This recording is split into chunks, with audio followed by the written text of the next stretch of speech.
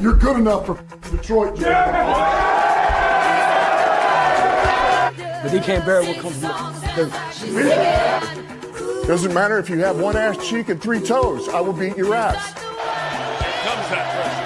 Mayfield in the middle. It's intercepted.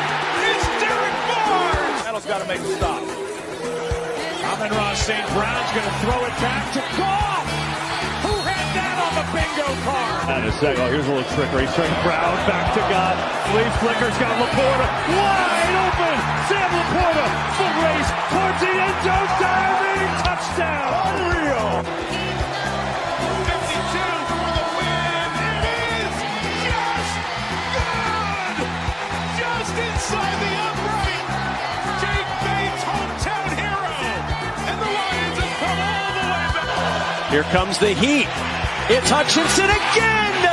Number 3, the hat trick for Aiden Hutchinson. Blocked there by Zylstra. It's caught by Jamison Williams. There he goes. Foot race with Miller. Foot race with Savage. That is 6 for number 9.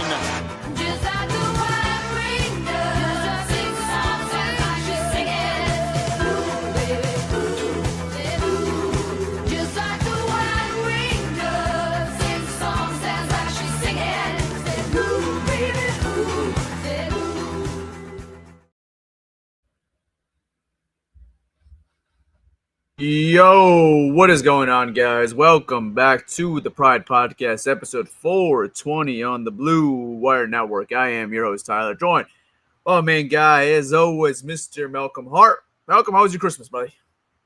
Woo! What's going on, man? Yo, Christmas was good, man. I mean, other than that utter, disgusting, horrendous game that we watched, it was good. You know, I thought it was appropriate that we'd probably delay the process, and, you know, it wasn't even worth talking about this game on Christmas Day. I mean, that's a day that, one, I hope the Lions never play ever again. You know, I can do Thanksgiving. Yeah. Thanksgiving's cool. Never book us on Christmas Day ever again. I'm over it.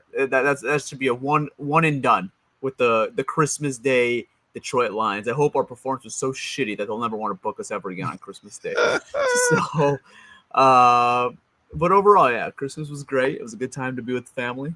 And, let's break down this game now, though, Malcolm, because we got a lot to talk about in this game, because the Detroit Lions have not only, I don't think fallen apart is the right word, because I just don't think that puts the right emphasis on what the season has been. They are now at 8-8, but to put this in the big picture, you just lost to Max Brosmer, who threw probably under 60 passing yards in this game, and you lost to him. Max Brosmer, the one quarterback that threw one of the worst pick sixes I've ever seen my entire life to the Seattle Seahawks when he made his last start. You lost to that guy as a starter. I mean, that was one of the most miserable Lions games I've ever had to sit down and watch. One, being on Christmas, and two, the product. At least if you're going to make me watch on Christmas, give me something to watch. That was miserable. That felt like I was in hell. How was that game played on Christmas Day? That was absolutely terrible. I don't know, Malcolm. I mean, the word that could describe it is just embarrassing. That was one of the most embarrassing games I've ever seen from a Dan Campbell squad, probably since 2021 when he came here. That's how bad this game was. To lose to a quarterback who threw for a total of 51 passing yards. That's just inexcusable. This Lions team, coming into 2025 is supposed to be an elite team. It's supposed to be an elite team. And then you lose to a quarterback that threw for 51 passing yards? 51. There's no, I don't want to hear, oh, yeah, we lost. Now we get a fourth place schedule. Yay, we get I don't want to hear that shit. This was absolutely embarrassing. The Lions get swept by the Packers and the Vikings. This team didn't take a step backwards. This team took like 8 steps backwards this season. And yeah, this is just embarrassing. I was embarrassed as a fan. And if those players didn't feel embarrassed from this game and the coaching staff didn't feel embarrassed from this game, then whoever don't feel embarrassed just needs to leave. They don't need to be here if they don't feel embarrassed from that. Everybody that don't feel embarrassed about that performance needs to get the hell out of Detroit. That's how I feel about that. Yeah, I mean, that game, and I've never really seen this out of a Dan Campbell team in general, even when they were really bad, when 2021.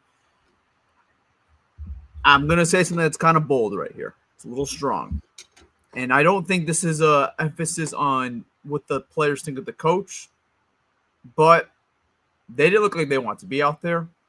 And it almost looks like they kind of quit on the season. And I know there was technically not a lot to play for in that game versus Minnesota. There was like, whatever, a 10% chance of making playoffs. But to me, they look like they wouldn't be out there. Facts. And it looks like they quit on the season. And facts. That's what it looks like. They did. And, that is a bad look for Dan Campbell. Yep. It's a really bad look for Dan Campbell. Not saying that his job should be in jeopardy because what he's done in Detroit, you can't just say, okay, yeah, he needs to be fired. It's not that, but it's a bad look on Dan Campbell because it's like he lost a sense of the locker room for that moment. Mm-hmm. Those guys did not want to be out there. They didn't want to play, and it showed. It's just an embarrassment.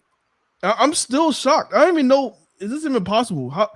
I'm probably going to look this up afterwards. I should have looked it up before. But has a team ever lost to a quarterback that threw under 60 yards? Probably some wonky games out there, but it probably not often. No, it's probably very.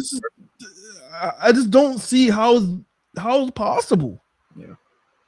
The crazy thing is too, they didn't even have like a defensive touchdown either. I know they had the one fumble where it kind of set them up in a really good field position, but it's not like they had a defensive touchdown and they were still able to score 23 points in this game, which is crazy. And it wasn't like they ran the ball necessarily that well outside the big Jordan Addison. Were like they held them in check. It was just a very weird, wonky game. But it's kind of like you said, Malcolm. It just feels like I've never really experienced it with this, at least Dan Campbell regime. It just felt like they gave up on him. Even when they were really bad in 2021, they always gave it their out there. They always gave their heart out there. They always tried to go out there and win that game, no matter what the record was, no matter what the game meant. They had some heart. Yesterday, felt like the first time ever in this whole regime since Dan Campbell's been here since 2021. I can say for the first time ever, it just felt like they were not only flat, they just didn't want to. They quit. It almost felt like they didn't want to be out there, man. And I just want to put this out there, and I was just about to talk about this, and I'm going to put this out there. Shout out to Cody Moore for bringing this up. Brent Johnson knew how to attack Flores, and since Ben Johnson has moved on and went to the Bears, we have not beat Brian Flores. Yeah, we have not. It's been bad. Both games been bad. Both games completely outcoached. From defensive to offense as far as their defense and the way they coming to attack us and our offense on how we're supposed to attack them. Completely outcoached both games. Brian Flores completely destroyed us. And we couldn't say that when Ben Johnson, because Ben Johnson had his number. Until this day, looked like he has his number. He's doing it in Chicago. This team, I don't know, man. This is not encouraging, man. Because now it's like I'm looking at this team. We have the pieces offensively. Defensive, we do need some retooling and figuring some shit out. But it's not going to matter unless we get the right coordinator in Detroit. If we make another stupid bad hire, we're going to be in the same exact boat again. Same exact situation where midseason, Dan Campbell's going to say, you're not doing a good enough job. I'm just going to take over play calling. And then all the fans are going to say, oh, shit, here we go again. And we're going to be right back in the same shit. Yeah. You can't just fire a coordinator midseason and expect to magically appear a new one. All right. If we make another bad hire, we're back to 8-9 and 18. Might be 9 and 9-8. No. If we lose next week, what's our record? We Oh, lose 8-9. 8-9. Yeah. 8-9. Under 500. Yeah. This offseason is going to be a big one for, we're going to talk about Brad Holmes in a little bit, but a really big one for Dan Campbell, honestly, too, because I think hiring his coordinators have not been the biggest strength, and we just haven't seen him have to do it in a while, right? Until this year, right? Let's just backtrack, right? Dan Campbell's first tenure, 2021, right here, when he takes a job, his OC was a complete flop. Brings in Anthony Lynn, complete flop. Jesus. Brings in Aaron Glenn as his DC. Count that as a success. Good hire for the most part, right? That was a good hire. Great hire. Okay. He had AG for all those years until this year. So he had AG for 4 seasons, making his first DC hire this year in Kelvin Shepard. People have opinions one way or the other. I think it was a flop. I think it's a bust. I would like to see him out the doors and see them go out and hire a new direction for a new defensive coordinator. Offensively, okay, posts Anthony Lynn, has Ben Johnson in the building, promotes him. Good, right? Very good. Now, since the Ben Johnson era, it's another flop. So, Dan Campbell's hit rate as far as hiring coaches and coordinators and positional coaches, they haven't been 100%. He's not batting 1,000 right now. So, this is going to be a big pressure on him. How are you going to fix this? Because like you said, I think they have the players for the most part. I think they have to retool the trenches on both sides of the ball. But I think for the most part, they have the personnel that's ready to compete right now with a couple tweaks out there.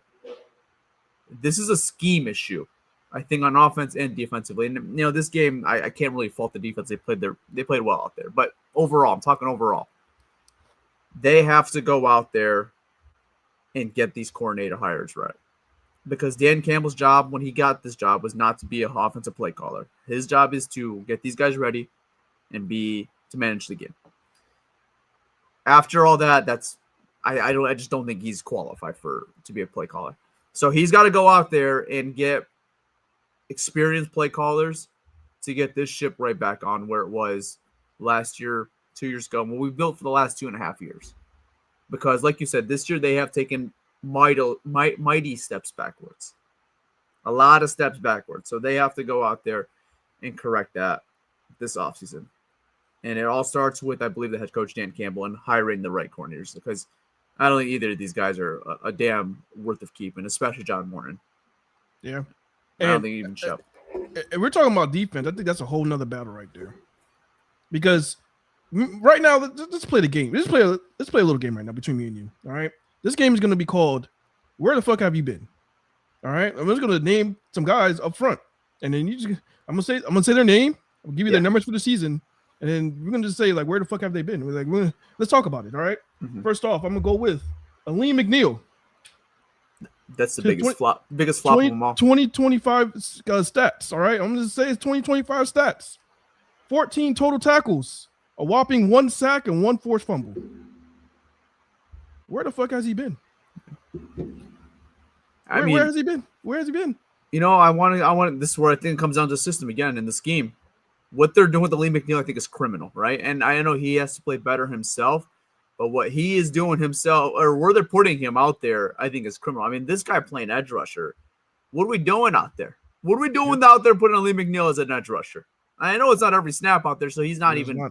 So, I'm not going to give him all grace and say he's been, just in a bad situation all year. But, they are not helping him either, right? No, so that's a big Kelvin Shepard problem. It's a Aleem McNeil problem as well, right? He's got to be better coming off a torn ACL. I understand there's some rust to be shaken off, but he came back, week 7 versus Tampa Bay?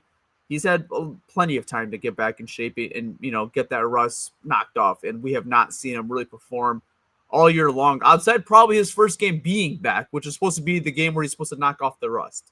Yeah. So, Aleem McNeil has been a complete disappointment this year. All right. Moving on along. DJ Reader. All right. He had a total 28 tackles, which is okay. 0 sacks, 0 forced fumbles. Yeah. Where the fuck has he been? Yeah, I think Reeder's another one of those guys. We're probably going to look at his contracts up after this year. I don't expect him to be back after this year. I think again, it's just a situation. Man, I think the scheme is so messed up, and I think it has been a downside to a lot of these players. I know what direction you're going to go with the next couple players. I'm assuming you're going to go with Tyreek Williams and probably someone else after that. But like this whole defensive line, I think has no excuse for being how bad as it's been this year. I mean, they have lost their identity as far as stopping the run. They're not generating a pass rush right now. They're not really giving you anything out there outside of being a body outside their defense.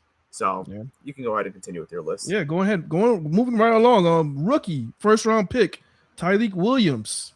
17 total tackles, 1 sack. Yeah, disappointment. It's been really bad. Where the fuck has he been? Oh, no.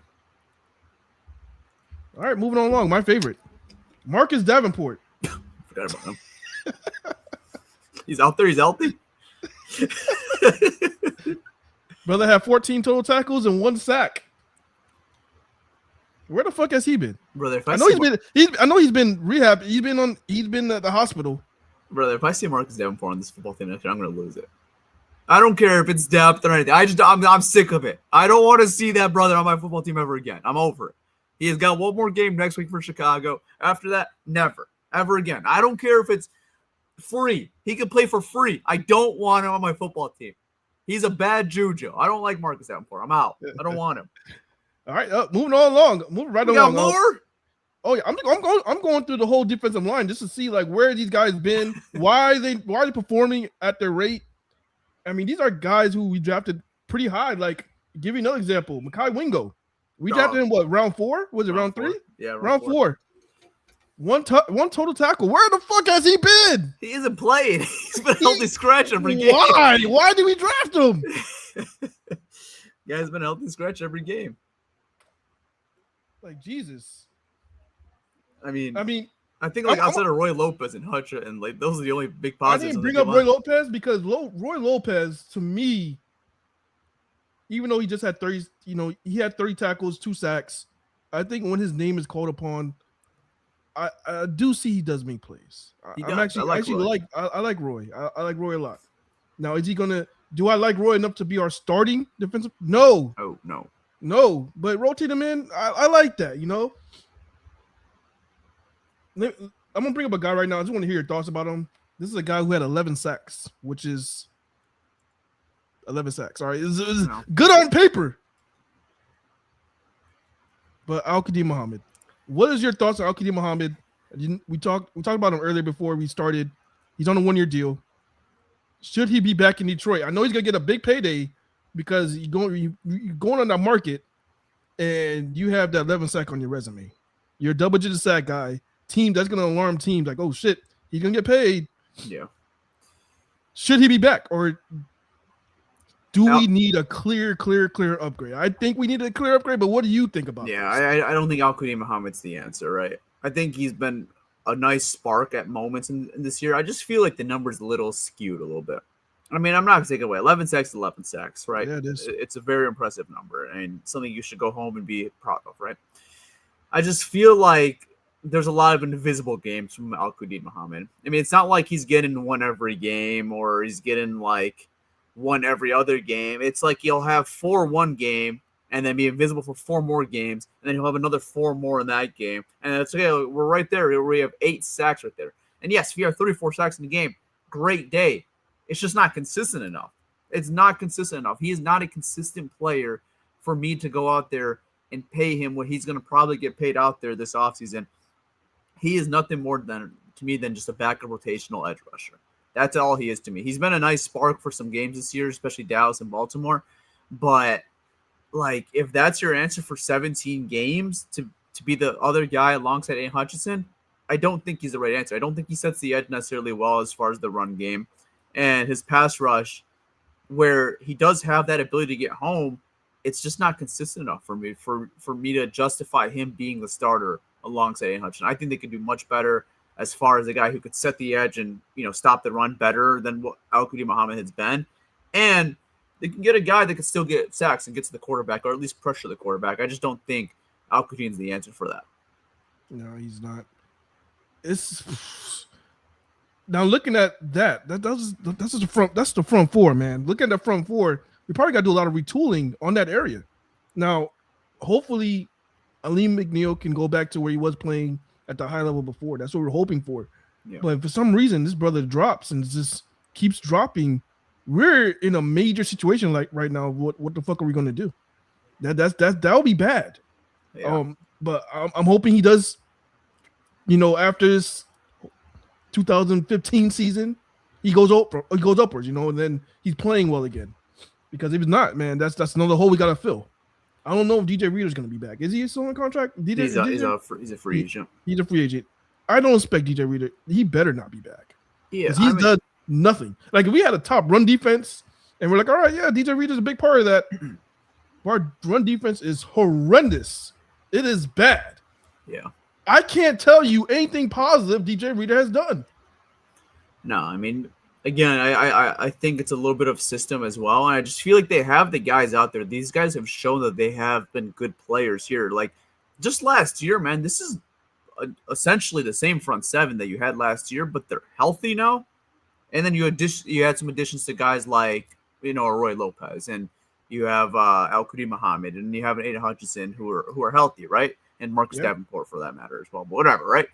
My point is, then you added Tyleek Williams this offseason. So like they got better from what they had last year in the front seven, but they have also want to mention you have a middle linebacker playing at all pro level. No, but my point is, I think that's why it's a system issue, because AG got these guys playing all over the field. I mean, they were never a team that was great at getting after the quarterback, but if they had one thing and one MO that they were going to do every single Sunday or whenever they were playing, the Detroit Lions were going to stop the run. The Detroit Lions don't have an identity on defense on either side, stopping the run, stopping the pass, and I'll give some grace a little bit to stopping the pass because they have some interest in the secondary. So I'll give you a little grace there because it's not their guys out there. It's not even really their backups out there anymore.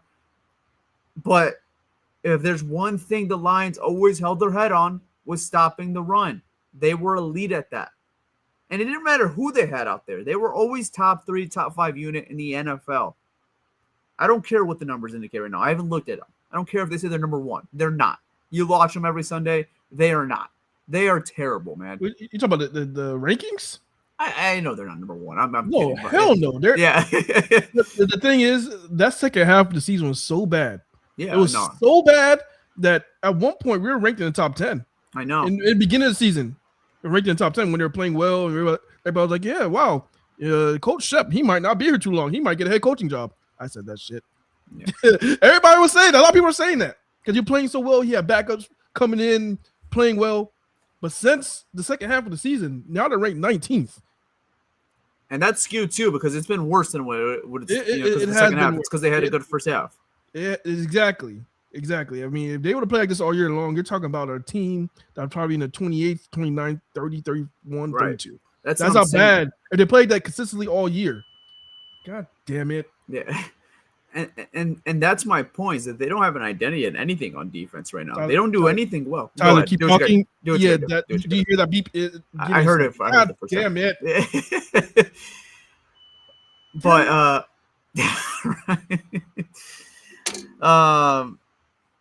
that's just my point though, right? I just feel like this defense on whatever they want to do out there, they are just getting gashed, they're getting out coached.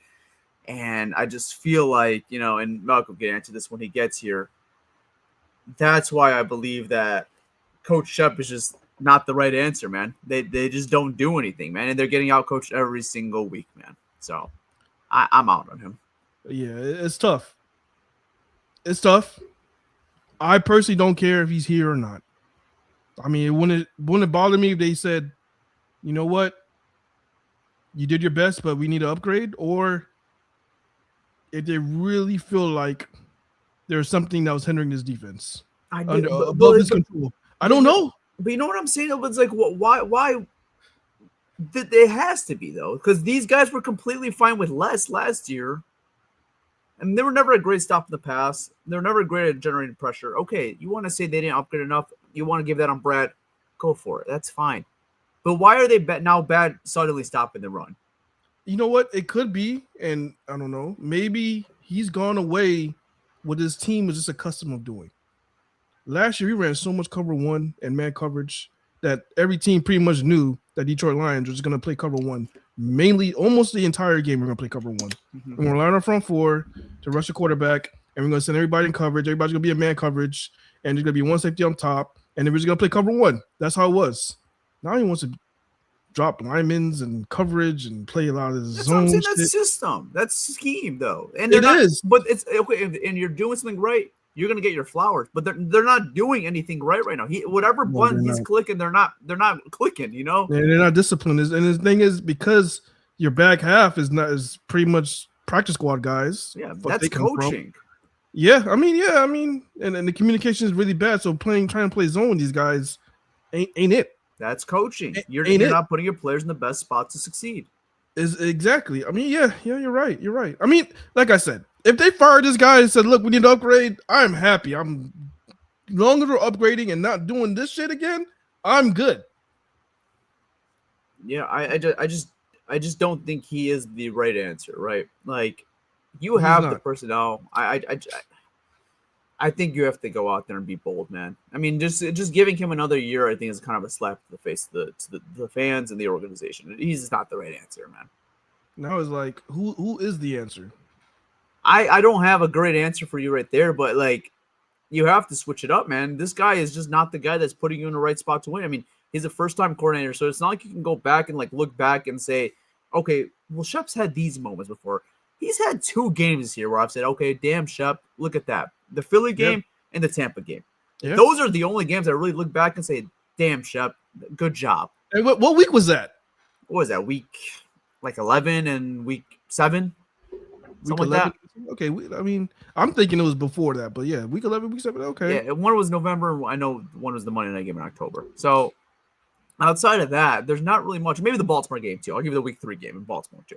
Okay. Like outside of that though, it's just I feel like he's getting out-coached, outsmarted in all these games. I just don't feel like he is fitted to be a coordinator, especially for a team that is ready to compete right now. Like, you know, this was 2021.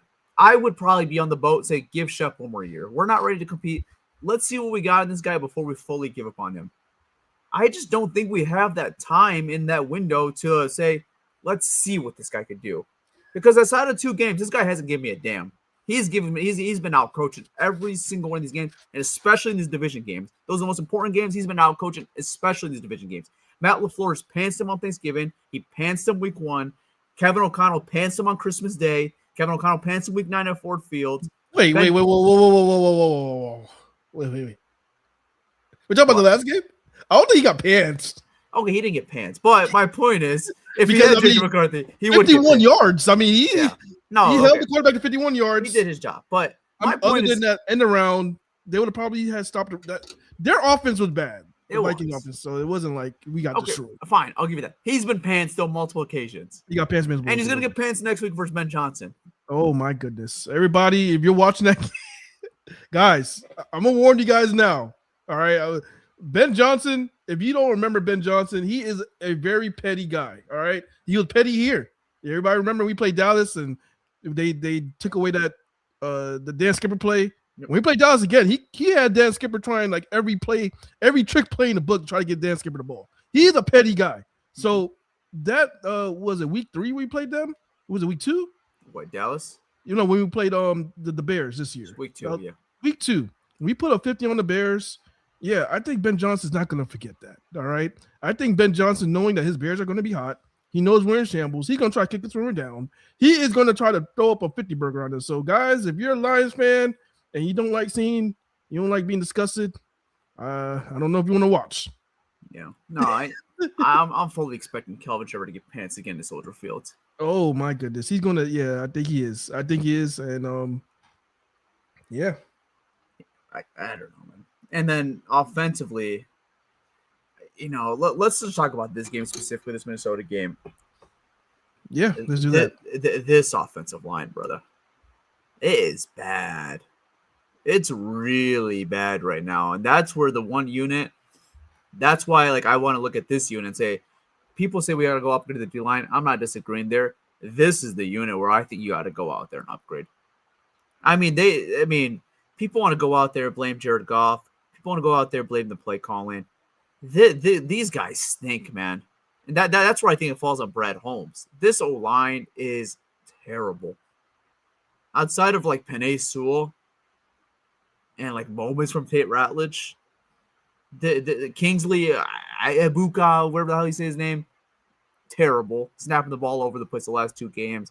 Christian Mahogany has been completely disappointing the last 2 games since being back. And Taylor Decker, I mean, I feel like we're seeing the end of his career. I mean, he didn't even play yesterday, but we saw Skipper, which was just as bad. Yeah, Dan Skipper is not a guy that you want starting. I don't think any game right now. No, he's just a 6th offensive lineman, man. He's a 6th offensive lineman. That's his role. That's what he does. All right. But as far as starting, I don't like Dan Skipper starting. I think this whole Lions offensive line is going to be going through a lot of retooling this year, this offseason. I honestly want to be mad because I honestly think this is the end of Taylor Decker. I mean, this is it for him. I think he's done. He's going to retire. That's just my opinion on Taylor Decker. If that's the case, if he does retire, I think we got to start thinking about moving Penei back to the left side where he was drafted to be. And he came out of college. He was a left tackle. I think it's that time to move him back to the left tackle side and then try to find a right tackle. I think that'll probably be Detroit's best ideals is to do that. Now, center, this is something huge. It's something that they got to address. I don't care what they got to do. I don't care they got to trade picks, do something, or draft a guy high, a center. I don't fucking know. I haven't dived into the college, the rookie, the prospects. Prospects. I haven't dived into prospects yet, but they need to address this. This got to be addressed because you don't have a quarterback that's going to make plays off his legs and, if nothing's there, scramble for 10 yards. You don't have that quarterback, all right? That's not going to happen, all right? So this offensive line got to get fixed, and they have to make sure to do it this offseason. And it's hard because there's a lot you're asking for. You're asking for the Lions to fix this offensive line, and you're asking the Lions to fix their defensive line. Yeah. It's a hard task. Positions. It's a hard task, man. This is something they should have addressed a long time ago. Because anybody could have told. I told you before Frank Ryan retired. I was like, "Hey, man, I'm seeing Frank Ryan on the injury report too much. It's not a good sign." And when you see these guys on the injury report this many times, towards the end of their career, that's a sign of retirement. Yeah. These guys are gonna have enough. They don't like being injured that much. Like it was just a sign that he was going to retire. Just like you see in Taylor Decker. Taylor Decker being injured over and over again. It's not a good sign. He's going to retire. Got to get a replacement. They should have had a replacement. Where's fucking the guy we drafted, Giovanni Manu? Where is he? Yeah, he's still hurt, I think. So, I mean, again, he's hurt? Yeah, he got hurt early in the year. But my point is I just hate how lean back they were this past year, right? Like they went out there and they lost Frank. I know it was a little late in the process after free agency in the draft, but even when they lost Zeitler, I just feel like there was no emphasis on getting that guy to replace even Zeitler.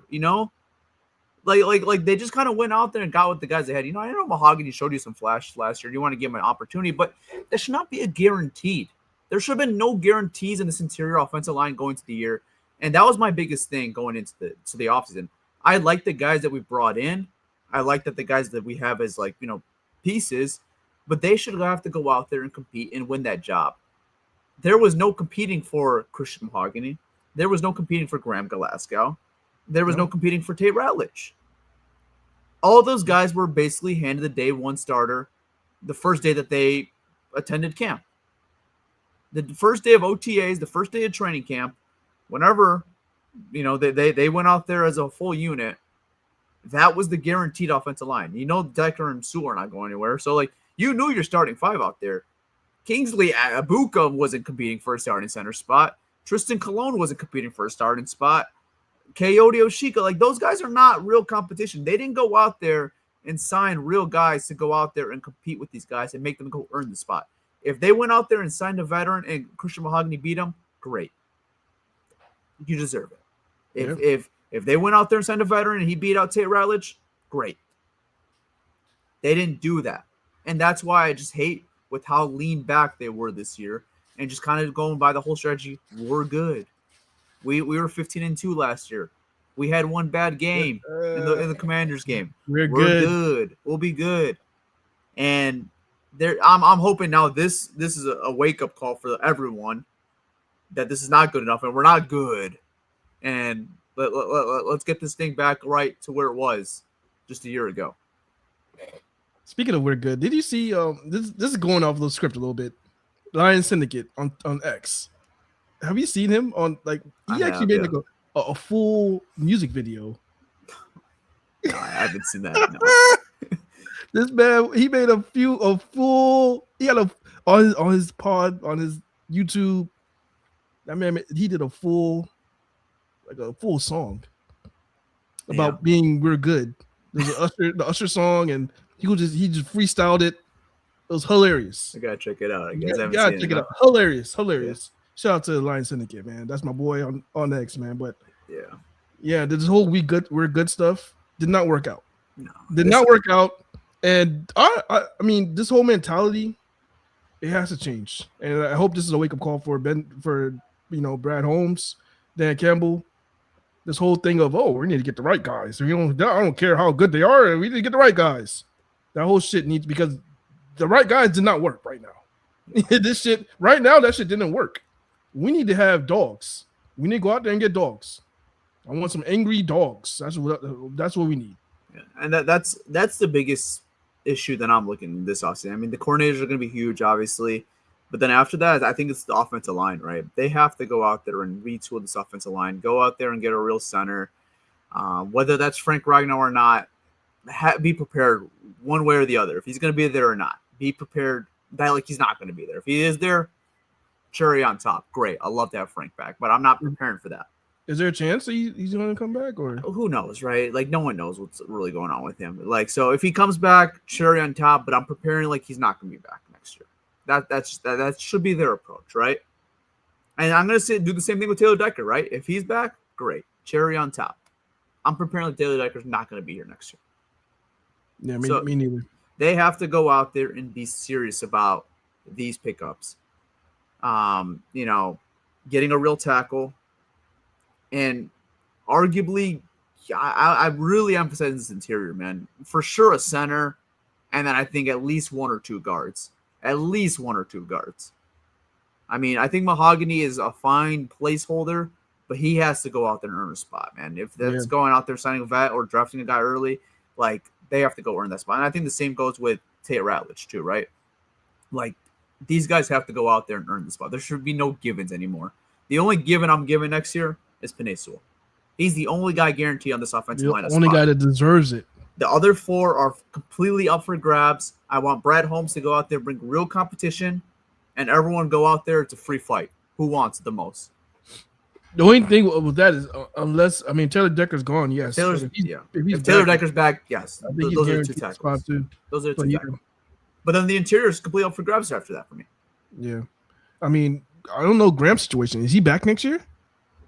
I would be shocked. Oh, yeah. I think Graham's gone. So So at the very least, you're getting a new center or guard. It's what they want to do with Ratledge. Do you want to put him at center? Do you want to put him at guard? What do you want to do with him? No, that's a question. Keep him I don't know. Yeah. In college, you played what, guard? You played guard in college? He had he was a guard. When they got him here, when Ragnow was retired or sitting out, he was still on the team technically, but sitting out, there was him. It was Ratledge playing some center snaps. And then now that didn't obviously carry over. They went with Graham eventually, but we'll see. I mean, I expect him to probably stick around at right guard, but you never know. Whatever they do, man, they have to go out there and fix this interior. Yeah, it has to be retooled, man. That's a lot. This is a lot, man. It just fucking sucks. Yeah, and then they have to go out there, whether Decker's not back or not, they have to go out there and get a real backup tackle, man, because injuries happen common in this league, especially at that position. I can't be leaning on Dan Skipper to be more than just 6 offensive line. He's a 6 offensive lineman. They definitely have to, because even if Decker comes back next year, he's not going to be back the following year. I can guarantee you he's not playing 2 more seasons. Yeah. I can guarantee that he's not playing 2 more seasons. So even if he's here next year, going for his last year you need to get a guy so we're not doing this Frank Ragnow situation where he retires, and they were like, "Oh, we don't have enough time to get a left tackle. There's no left tackles in the market. There's no tackles in the market." I don't want to hear that shit. You need to go out and get yourself a tackle while you're still here. I don't want to hear. There's no excuses with this shit, man. The same thing with Frank Ragnow. We should have been on top of this. We should have been on top of this before he retired and got himself a center. We had opportunities. They leaned on their guys. We're good. That's what it was. They was like, "Oh yeah, if he retired, we could just probably put Graham there." That's probably Brad Holmes' mindset. That was his mindset. Yeah, we could probably just throw Graham in there and flex him in there, and we'll be fine. We'll be fine. We're good. We're good. Yeah. No, man, we need to fix this. I mean, this game, especially versus Minnesota, it was really bad. I mean, I know people want to blame it on Goff, and he wasn't great, but Goff needs the. I mean, we've said it a million times. When you put the system around him, this guy could be great. We've seen it for 2.5 years. The guy could be great, but he's not one of those elevators, right? Like, he's not one of those guys that could beat a system. When the system is not great, you're not going to see a great Jared Goff. And I understand the frustration with fans about that and saying that he shouldn't be your quarterback that you're paying all these millions to. But I don't think he's the problem here. That's just not the problem here when you're looking at this, man. Like, there's way bigger issues than Jared Goff on this team right now. Fix the things around him. You could say that about pretty much anybody in this league. If you don't put a system around him, who is going to succeed with this? Who's going to succeed with Kingsley Abuka snapping the ball 10 feet too low? Right? Like, who's gonna be doing that? Yes, I would love if Goff was more mobile, but he is what he is, man. He's a good quarterback when he's protected. So that is the least of my worries, man. I was Jared Goff. I know he's been bad, and he might be bad again next week, but that's the least of my worries. Yeah. I mean, yeah, guys, get that out your head. Get that out your head, all right? It's not Jared Goff's fault, all right? Jared Goff, he's a durable quarterback. He's a guy that you know he's going to be there every Sunday. I'll take that over any mobile quarterback any day of the week, all right? 9 out of 10 mobile quarterbacks get injured very easily because they're getting hit more, all right? That's just the reality of it, all right? So I'll take a Jared Goff type of quarterback, a guy that I know is going to be there every Sunday, than a mobile quarterback. That's just me, all right? Because I'd rather have him than playing a backup, because that's what you're going to be having with these mobile quarterbacks. And you ask yourself, oh, well, if he's not performing with this, why would you pay him? I mean, did Stafford perform with – did Stafford take us far? I've always said that, man. Yeah, Stafford was here, and then half of the world didn't even know about Stafford. That's the issue, man. People put too much pressure on quarterbacks, on one way or the other. They give them too mumuch credit, and they put too much pressure on them. Yeah, there's a lot of factors. There's a lot of factors into it. I don't care who's your quarterback. All right, would have had Lamar Jackson. All right, Lamar Jackson was on the Detroit Lions. So say Lamar Jackson was on the Detroit Lions this year, and Dan Campbell's calling plays. Our record would be exactly the same, guys. We'll still suck ass. The record will be the same. Play calling matters so much. Play calling matters more than anything. That was the fault of Stafford. That's why Stafford didn't succeed here, because Stafford didn't have a legit play caller. Yeah, that was the reason why Stafford did not succeed in Detroit. All right, when Dan Campbell was calling plays, it's not the best look for whoever's quarterbacking back there. He's not a play caller. It just is what it is. I mean, we gotta call a spade a spade. Since Dan Campbell started calling plays, our running game has been to shits. Yeah, and then a lot of it is the play calling. I mean, it just is what it is, because we can say the execution, maybe it's the injuries up front, but since he's been calling plays, our running game has gone nowhere. Yeah, it's a mixture of both. Man, this offensive line has been pretty bad all year, outside of a couple games. But yeah, they have to go out there. That's why I said it's the two biggest needs in my offseason for this line is getting out there, getting a real play caller, and then two is really improving this offensive line. Yeah, and the thing is, I can't. The reason why I can't blame too much on injuries is because last year we had injuries up front. We did, and guess what? Those guys still performed well. They still performed well when we had guys subbing in and out. Frank Ragnow was injured a lot last year. He was. He played through it, but yeah, I mean, those games that Frank Ragnow missed. There's a lot of games Frank Ragnow. I know there was games where Zeitler missed and they had to throw in Mahogany, right? And they had games with Oshika. I mean, they even went to the NFC Championship a couple of years ago with the Coyote Oshika with Jonah got hurt. And when he was out there, he played well. Yes, and that could be a beneficiary of the OC, and then I think as well as Frank Ragnow being a big beneficiary up the middle, right? I think he did so much to help this offensive line, especially the guards around him. And you really miss that this whole year. Yeah, I mean, we gave a lot of praise to Hank Fraley for being, getting these guys ready. Always getting this unit ready. Yeah. This year, man, we might have to start we have to point the finger too. I mean, these guys hasn't been good. No. I mean, I don't know. There's so much going on with this team, man. This year, just a complete disappointment. Do you even want to really see these guys next week? I know Dan Campbell's not really a guy that ever rests guys ever, or like he's resting for what though? He's never had the mentality. No, I'm just saying, like, what's the point of even going out there at this point? I mean, what's the point of playing? There isn't. Then there's forfeit the game. Is at the point. If you can feel like that, and forfeit the game. Why? I mean, there's no point of just saying, all right, we're gonna rest these guys for what? Like we're going to the playoffs? Are you resting them for the playoffs? Like, do you even want to see Jared play another game out there this year with this offensive line? I don't want to see them playing at all. Okay, but like they have to go out there and play Sunday, right? Like they have to. I mean, but just say, "Oh, our season's over. All right, let's just throw the towel and just play the backups." This will be the team never done that before. I just feel like there's no point in seeing even Jared Goff anymore. I feel like we've seen what we had to see out of him this year, and that's it, man. So we're gonna play who? Go out there. I don't need to see Jared Goff get killed again, man. He's getting killed in these games. Who are we gonna play, Kyle? Andrew Van Ginkel was killing him this game. Yeah, and probably he's gonna get. And you're gonna continue to see that when Kingsley Abuko is. Well, they need to maybe figure out a way that he doesn't get killed. They're not gonna figure that out in 1 week. They need to do some shit. Max protection. Have him out there. I don't fucking know. Even like, but to say, you know how embarrassing that is. What, to rest your guys? To not rest them for no reason. I know. Embarrassing.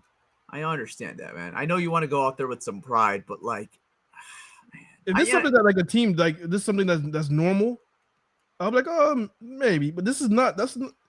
I can't think of a team that just because they've been eliminated from the playoffs decided to rest their starters. Can we just make a fake injury for Goff then? They not make it rest? What, he has a headache? Sure, he's got an illness. Make a fake injury. Him and Panay, bro. No, you don't gotta go. There's no way Goff's gonna say, "Yeah, we stink. I'm just gonna sit this one out." It's just not gonna happen. I don't know, man. Maybe give him a little alcohol on Saturday night. He's a little drunk, has to throw up a little bit. Got a bubble guts the next day. It's just a bad look, man. It's just so embarrassing to say, "All right, we're eliminated, so we're just gonna rest our starters." Yeah. I'm not even saying all these guys. That's a bad look. That's a really bad look for Dan Campbell too. I know. I'm not even saying all these guys. I just like Amon-Ra St. Brown. He's been dealing with injuries the last couple weeks. I don't need to see him out there. Like, he's gonna be out there. He even got hurt at the end of that game too yesterday too. Yeah. So we gotta see how serious that is. Maybe that's something you can linger. That one just like, all right, Amon-Ra, just no more, man. You tried your best. I respect you out there. Just take the game off, man. Like there's some certain players I just don't want to even see out there play Sunday. He's one of them, in Amon-Ra. Let me ask you a question: does this game mean anything as far as if we beat Chicago? Do they? No. So they won the NFC North regardless. Oh, does it? No, I don't think they have clinched officially. Yeah, I think. I know they clinched playoffs. Yeah, say we win this game, the Packers win, and could the Packers oversee them? So, could we play spoilers on a home game for Chicago? So it looks like if Green Bay wins out, and the Bears would have to. So the Bears really have to just win one more game. So if they beat the Niners this Sunday, they win the division. Okay. But if they lose this Sunday and the Green Bay beats the Ravens this Saturday, and then they beat the Vikings on Sunday, and then we beat them, so they would have to go 2-0. They have to go 1-2. The Bears basically. So that's possible. I mean, if that's the scenario, I would hope that this team finds the pride, the grit, whoever they have in them to go out there and try to win this game. They can't go, 1-5 in this division? You absolutely cannot go 1-5 in the division. Absolutely cannot. I don't care what anybody's saying about, who cares? We'll get the fourth place schedule.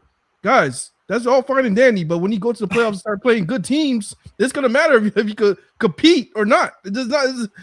it doesn't matter. We got to be able to beat everybody. I don't care if you're playing 4th place teams, 2nd place teams, 1st place teams. If you can't beat the good teams, regardless, it's not going to matter at the end of the day when you get to the playoffs. Well, I mean, next year's a new year.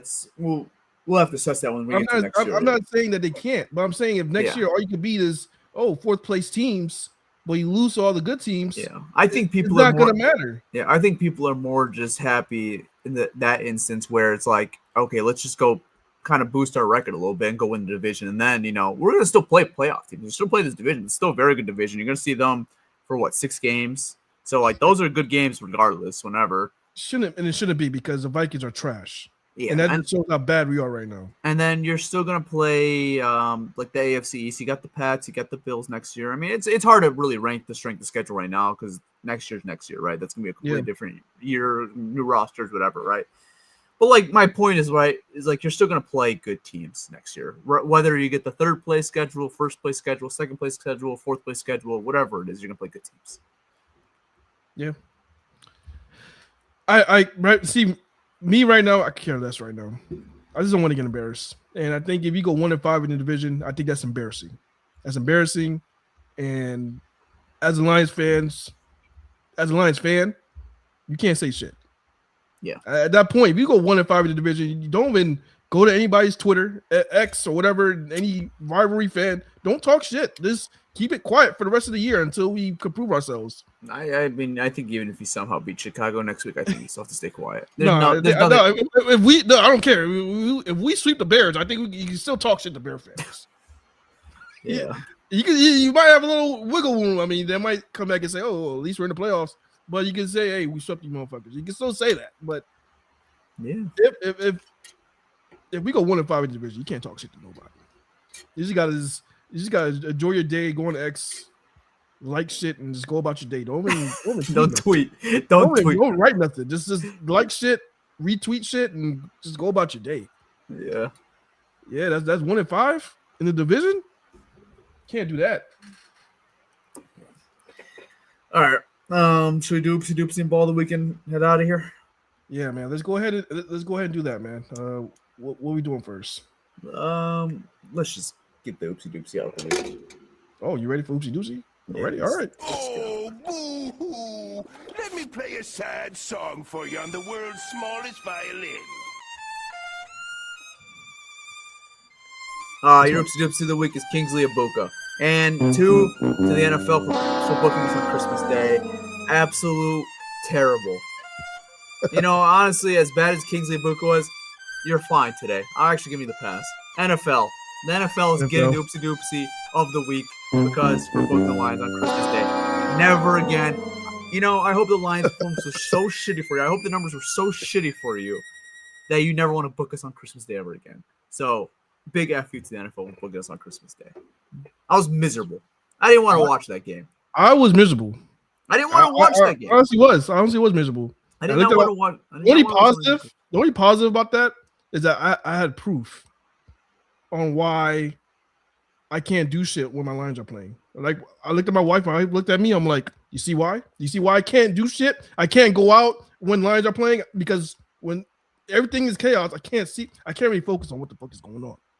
It was chaos. I'm so glad the game didn't mean anything because if that was like an actual meaningful game, I would have been pissed off.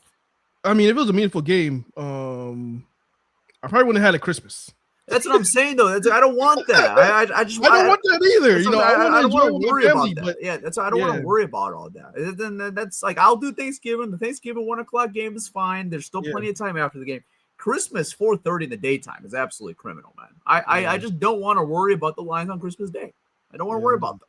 And me neither, man. That has to end. I mean, I'm okay with basketball games, but football. When did this even start? I don't remember us ever playing. I don't remember football games ever on Christmas. When did it start? They've been doing it for the last couple of years. Like if it fell on like a Sunday, they'll do like a doubleheader or Sunday. I get that. I feel like it's going to be the new MO kind of going forward, honestly, for a while, right? Please no. Unless it's like a Tuesday or a Wednesday. Actually, no, they got away with the Wednesday last year. No, they could do Wednesdays. As long as it's not a Tuesday, I think they're going to be doing Christmas every year now. Oh, God. Next year, what they got too going forward, they got Thursday Night Football. Christmas falls on a Friday, so they're probably going to do a doubleheader on Friday. doubleheader on Saturday, and then a full Sunday slate, and then a Monday Night Football game. There's gonna be 5 straight days of football next year of NFL football. That's wild. Players hate it. Players absolutely hate it. I understand it's a business where you want to get the most TVs, and I'm not gonna lie, I watched all 3 games, but like, I don't know, I don't mind watching the other teams. I know it's selfish, but I just don't want to see the Lions play on Christmas Day. Yeah, they already play Thanksgiving, and it's so rough on the players, man. You telling them, all right, we're taking away Thanksgiving, and we're taking away your fucking Christmas. I really do think it should be a one holiday thing. Like if you're playing Thanksgiving, I don't think the Lions and Cowboys should ever have to play Christmas Day. No, they shouldn't. That's fucked up. And the Chiefs kind of got screwed over this year too because they played Thanksgiving and Christmas too. So I'll throw them in this year, but usually it's Lions Cowboys. I think the Lions and Cowboys should be excluded from Christmas Day because they're already exclusive for Thanksgiving. They should be excluded from.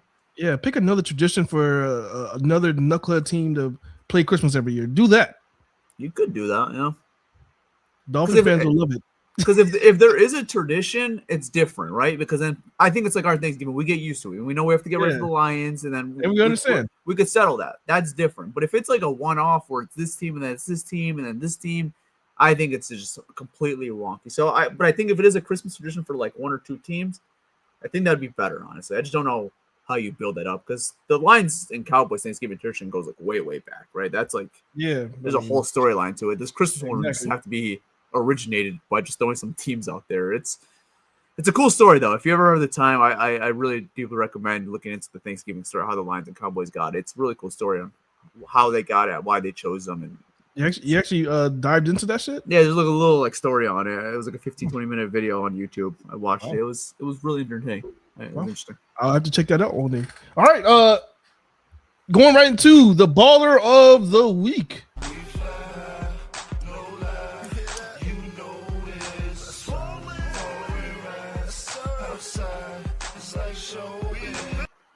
All right, so baller of the week, man. Shit, I don't have much options here.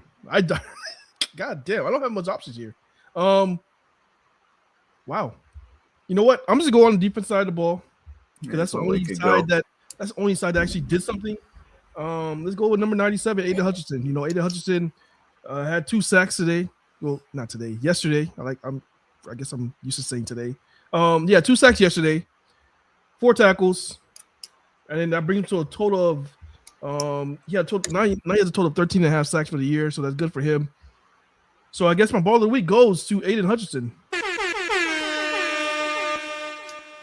Yeah, I feel like Hutchinson's been playing a lot better recently too, and I feel like he's kind of knocked off that rust after being injured. So, you know, I'm hoping with the whole fully healthy off season for him, right, that he can get out there and be that guy once again. So it was a pretty good year for Hutch overall, man. It's nice to see him out there and just play every game.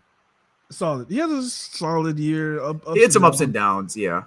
I mean, I'm hoping next year we're seeing a more consistent Hutch. I think that's the word of the season that this team was missing is consistency. Yeah. Consistency as far as consistent wins, consistent playing defense, consistent playing offense, consistency of running the ball. Everything consistently we did bad. We didn't do anything consistently this year. Yeah. So I'm hoping next year everything is more consistent. Everything. And I think we do that, we will have a better year. The way he's getting paid now, too, people are going to expect him to do, like, big time stuff. He's getting paid to be like a Myles Garrett and TJ Watt and Max Crosby. So, like, he's got to kind of go out there and, elevate that game. And I'm confident in the player, Hodge. I think he's going to be, he's at least my worries and concern with him. I think it's, the system around him and the guy alongside of him. I think that they're going to have to really improve. I mean, I would say this. I mean, it was really hard for me to really dive in the game yesterday because I had so much shit going on Christmas and the families, and I'm actually going to 2 different households. It was a mess. All right, so I did catch them. Aiden Hutchinson sacking or rushing from the interior. It's probably the first time I've seen that all year long. Yeah. So that's a positive. I'm guessing, that's a positive. That he was rushing from the interior. They need to do that more. Move him around. Just have him rush from the interior someplace. I think you should really look at how the Packers use Micah Parsons. They really need to just zone in on how the Packers use him and do that with A. Hutchinson. If you give him that freedom to, rush from anywhere, in the middle, interior, we're playing against a team that has a weak guard. Have him rush that guard over and over again until they figure out a way to stop it. Yeah. They need to use him to attack weaknesses, not just having him out wide, doing this wide nine shit and expecting him to get to the quarterback every play. They need to figure this out. And like you said, that goes to coaching, that goes to Kelvin Shepard, that goes to the scheme and everything. So we'll see how that happens. I think what sucks is that every time Dan Campbell does hire somebody, it's somebody that he has history with. That's why I'm hoping this year he kind of goes away from that and just really takes the hire seriously. Do the interview seriously and just get the guys that you really think are going to be the best guys available for these jobs out there. Whether That's what he needs to do. I mean, we know Morin's gone, but like if he does fire Shep, on both sides of the football, just get these guys right that that are good for your system and for your players. I mean, Dan knows these guys better than anyone, man. He's been here for the longest. He's got to get the guys that are going to be right for these guys. Yeah, because if I see it starting to like trend that way where he's hiring guys where, oh wow, he was on the Dolphins roster with them or some shit like that, I'm gonna be pissed. If it could anybody from Miami, New Orleans, fucking Denver, anybody that played with Parcells, Sean Payton. Anybody Sean Payton, anything that ties into history with Dan Campbell and he leans that way to hiring, I'm gonna be pissed. Yeah. You need to go out the box and get the best guy for the job, man. I don't care if that's your buddy. I don't care what's going on. Get the best guy for the job because this is something that you can't mess up. Because if it messes, we'll be right back here, guys. We'll be right back here if this hire is a disaster. I don't want to get because that's now uncomfortable conversations come in. You don't want to get there. Don't get there. Yeah, man. You could take a 1 off season. You can't have a 2 off. No, man, you can't. That'll be bad. Yeah, that's a whole different conversation that we'll have. I don't want to get there. So I don't want to get there either. It's not there yet, so we're not going to talk about it yet. Yeah. One thing I do want to mention about Hutch though, Ball of the Week, completely deserved, right? Yeah. Cut the Suey celebration, man. He just gives me PTSD of Stephen Tulloch from 2014 when he tore his ACL doing that shit. No more Suey, man. Yeah. I'm over it. It's a nice celly. It looks cool, but dude, Lions fans have too much PTSD from that, man. I know you remember that when Stephen Tulloch. I sure do. Yeah. And then it went right back. Right when he went up and went right down. Yep, I already do remember that. His ACL was gone. So, Hutch, man, love you. It just gives me bad PTSD when I see the Suey. I don't want to see it. You think you should go back to the Michael Jackson celebration? That's cool. Or do like the little he did the little Detroit buffed up, like like one of those. Those are cool. Yeah. I like that. That's nice. You ain't gonna get hurt off that. I don't want to see the Suey. No jumping. No jumping. No jumping. Don't jump. Don't jump, man. Anything with a jump, I'm out. Anything else, cool. If you want to go out there and do the worm, go do the worm. Just no. No, don't do the worm, bro. just no Suey, man. I'm no jumping. Nothing with the jump. That's all I like to ask for. Yeah. So, well, you know what, Lions fans? I'm pretty sure most of you guys are from Michigan or lives in Michigan or good thing, some positives. You guys have a really good basketball team. The Detroit Pistons, they're playing really well. Let's go. Hockey team's playing well too. The hockey team's playing well. My squad, my Knicks is playing well. That's what's keeping me alive right now, keeping my heart afloat. Did you guys went on Christmas Day? Oh, we my boy JB went off. I was hoping they would put Pistons Knicks on Christmas Day after our playoff series. I thought it was a good series. Next year, I'm pretty sure they'll do it. I feel good about next year. That 12 p.m. at Madison Square Garden. I feel like that should be Pistons Knicks. Pistons Knicks. That'll be a good game, man. That'll be a good game. Yeah, hopefully. I think you guys are showing the league right now that you guys are for real. So that's good, man. I'm excited. When Pistons playing good basketball, man, the league is much better, man. They say the same thing about the Knicks. When Nixon is playing good basketball, the league is better. Pistons playing good basketball, the league's better. The league is fun right now. It could go any way. I'm excited. So that's a positive right now, guys. I mean, the season's over for football, but tune into basketball, watch your Pistons, and we'll see what happens, man. I think it's gonna be a good season for you guys. Hopefully, man. Now, hopefully we see each other maybe in the playoffs again, man. I think Eastern Conference Finals. I mean, first round will both be home teams. Second round potentially, but yeah, probably Eastern Conference Finals most likely. If the things stay the same, where you guys are, what are we 1 and 2 right now? Yeah, 1 and 2, or if it flip flops either way. that's the path that it'll go on. So I'm fine with that. And if we lose to you guys, I'm good. If we beat you guys, I'm good. So whatever happens, what happens, man. You know, I'm rooting for you guys regardless. You say that now until it happens. You're even fuck the Pistons. No, I won't say that, man. I have too much respect for you guys, man. It is what it is. I mean, honestly, man, if we end up losing to you guys, I'd rather lose to you guys than the fucking Pacers. That's I the Pacers are not making the playoffs. The Pacers. The Pacers are not making the playoffs this year. But you know what I mean, or Atlanta Hawks. I can't say Atlanta Hawks. So as long as whatever happens. All right. Well, that's gonna be a wrap to this episode. Hope you guys all enjoyed. Hope you guys all had a Merry Christmas. Will we see you guys before New Year's? I don't think we will. So hope you guys all have a Happy New Year.